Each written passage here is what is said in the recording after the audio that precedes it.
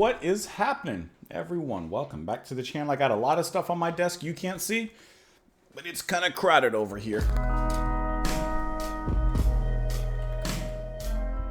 But either way, welcome back. Clean desk or not. It's clean, it's just I have a lot of stuff piled on here. Anyways, we're back to listening to some Chicago. We're going to listen to the two tracks, Dialogue Part 1 and then Dialogue Part 2 off of their album Chicago V/Chicago the 5th, if you will. Released 1972. This is their fourth studio album. Because Chicago Transit Authority. Okay. I was thinking, why is it... Never mind. Anyways, this is primarily suggested by Habichi Woo Woo. So Habichi, thank you so much for the suggestion. Hope you're doing well. But had also been mentioned by C. Brew as well. And I think that... Oh, no. I just didn't scroll down far enough. I'm sorry. R. Dumont de Beck. Bo Hunk Music. Man, I really didn't scroll down all the way. Jeff P. And now we should be all good. So let's go ahead and dive into the track. We'll talk about it a little bit after. Here we go.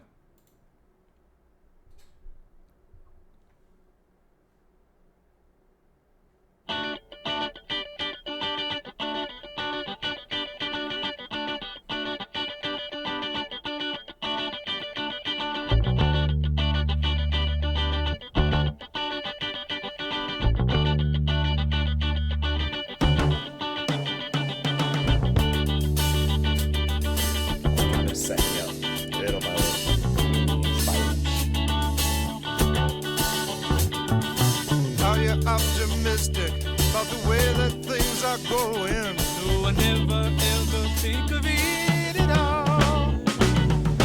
Don't you ever worry when you see what's going down. Well, I try to mind my business, that is no business at all. When it's time to function as a feeling human being, with your bachelor of arts help you get by.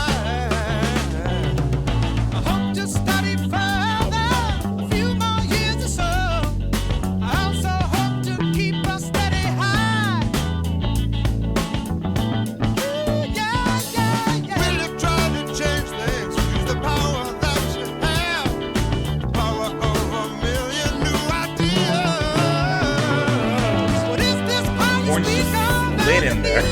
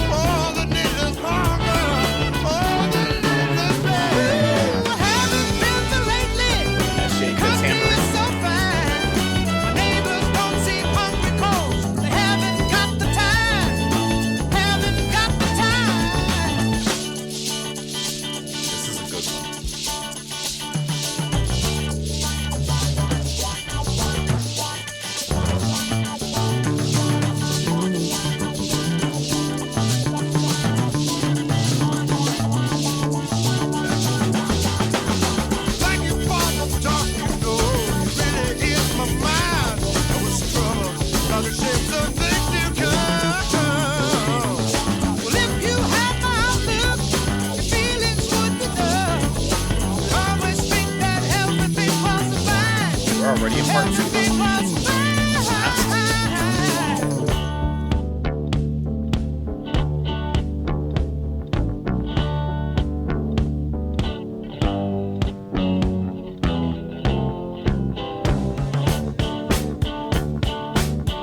I like how part 2 basically just comes in as the break of the song.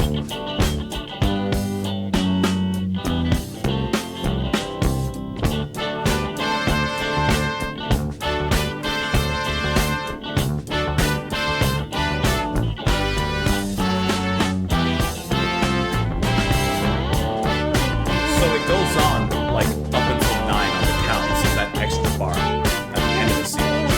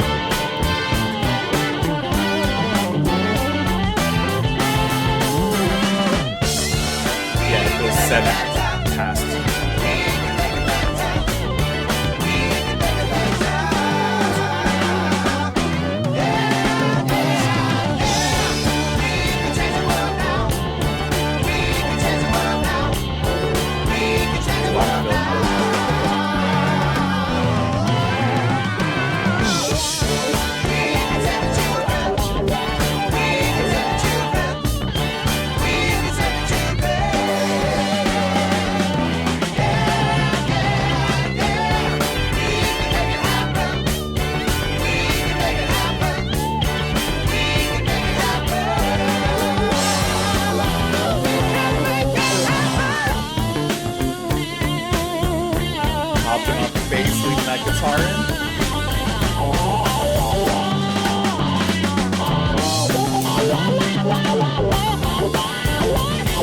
He's good.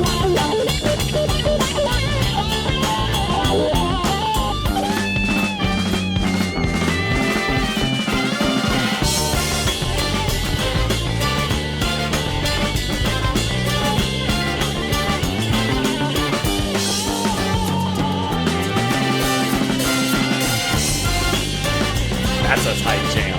That's a tight one.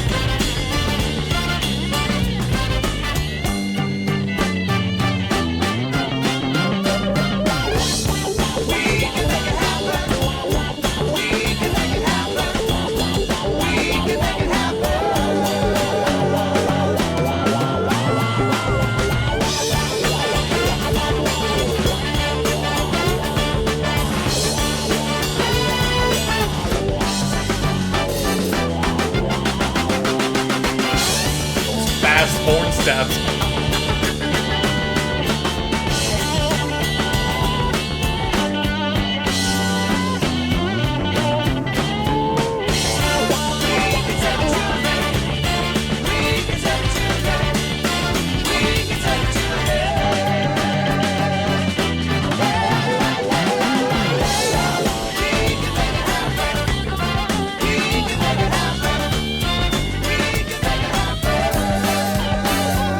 And this part always leaves so much room for like fun drum fills.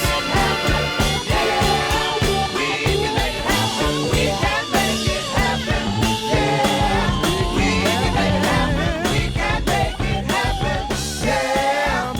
make it happen. We can make it happen.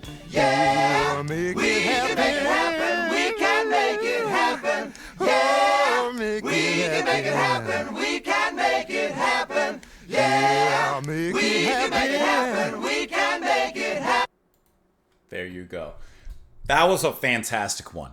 That was great. I love how true to its name, this is a dialogue between the two singers, between Peter and Terry, and they work so well their voices together. One taking the like slightly higher tone, one taking the more, I say, soulful, deeper tone. And man, do they have a great conversation vocally. I think that was excellent. The setup is great with how all the instruments begin stacking, and that continues throughout the first half of the song. I love the way I mentioned it, those horns sneakily, they just slide in there. I wish I was looking at the exact time that it happened, but they just slid right in there. It was like so subtly. It's like, oh, there they are. The music is just, it's catchy.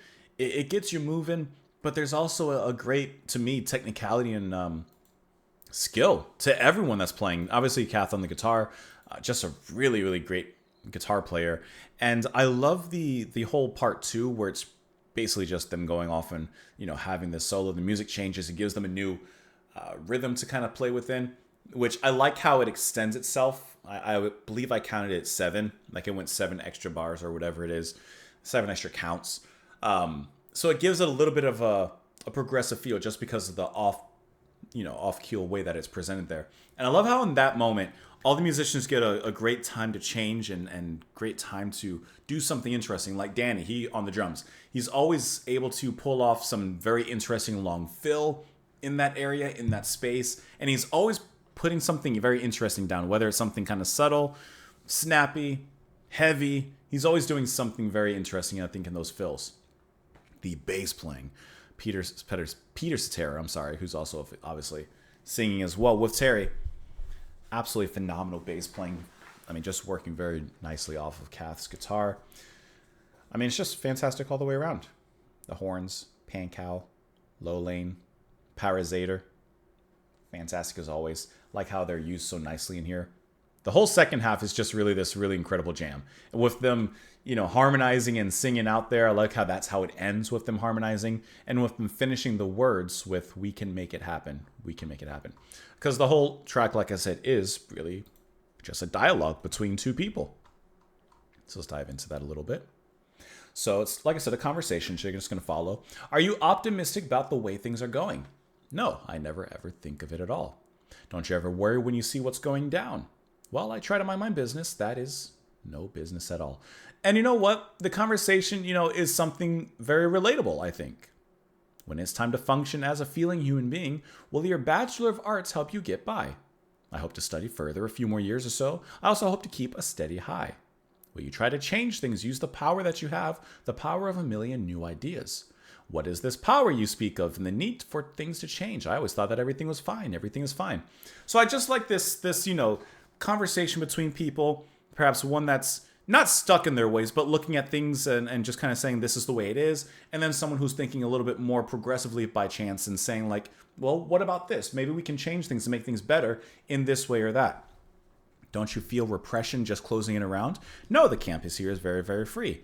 Don't it make you angry the way war is dragging on? Well, I hope the president knows what he's into. I don't know. I just don't know. Don't you ever see the starvation in the city where you live? All the needless hunger, all the needless pain.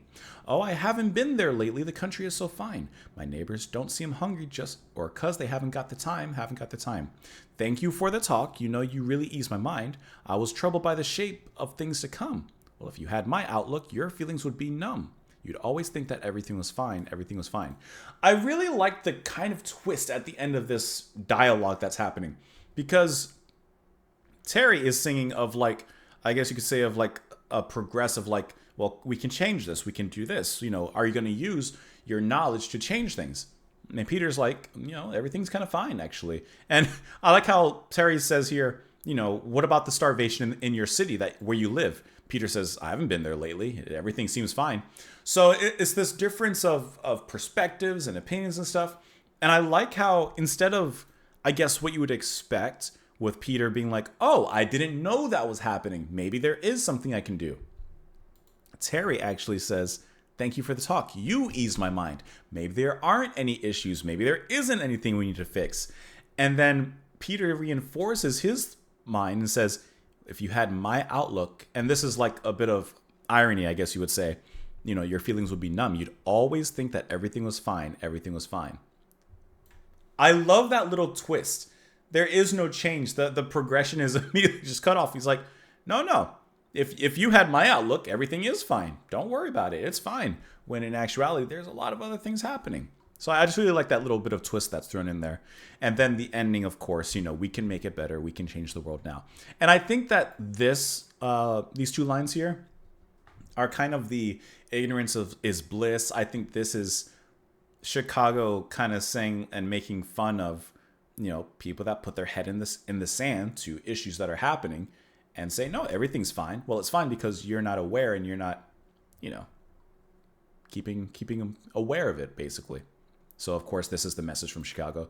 We can make it better. We can change the world now. We can save the children. We can make it happen, and et cetera, Peter, et cetera. Get it? Because... All right, looking at the Wikipedia page for this one, it says that an edited version was released as a single in 1972, reaching 24 on the U.S. Billboard Hot 100. Let's see. The song's lyrics are a dialogue between two young people with different views, obviously.